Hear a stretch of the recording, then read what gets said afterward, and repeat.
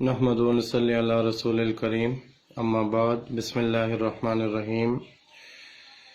آج کل یہ جو وبا کرونا وائرس کی شکل میں پوری دنیا کے انسانوں کے لیے وبال جان بنی ہوئی ہے، اس کو دور کرنے کے لیے کچھ حضرات نے مساجد اور گھروں کی چھتوں پر اذانیں دینے کا ایک معمول شروع کر رکھا ہے۔ تو یاد رکھیے، وبائیں نبی کریم صلی اللہ علیہ وسلم کے دور میں بھی تھیں۔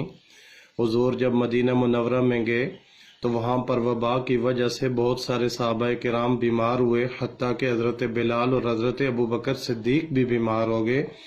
تو نبی کریم صلی اللہ علیہ وسلم نے اللہ تعالیٰ سے دعا کی، یا اللہ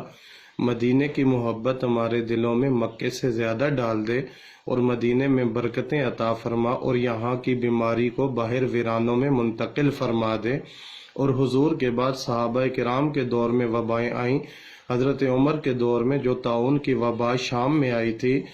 36,000 مسلمان مجاہدین کے لشکر میں سے 30,000 اس طاعون کی وجہ سے فوت ہو گئے، اور ایک صحابی کے خاندان کے 70 افراد میں سے صرف 6 بچے اور باقی سب فوت ہو گئے۔ حضرت خالد بن ولید کے خاندان کے 40 افراد شہید ہو گئے اسی بیماری کے اندر،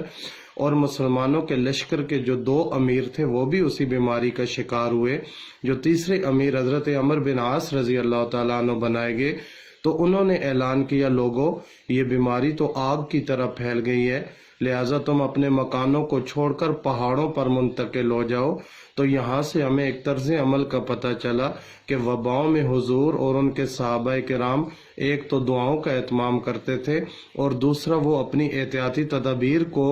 اپنے استعمال میں لاتے تھے، جیسے کہ حضرت عمر بن عاص نے لوگوں کو پہاڑوں پر چڑھ جانے اور ایک دوسرے سے دور دور ہو جانے کا حکم دیا۔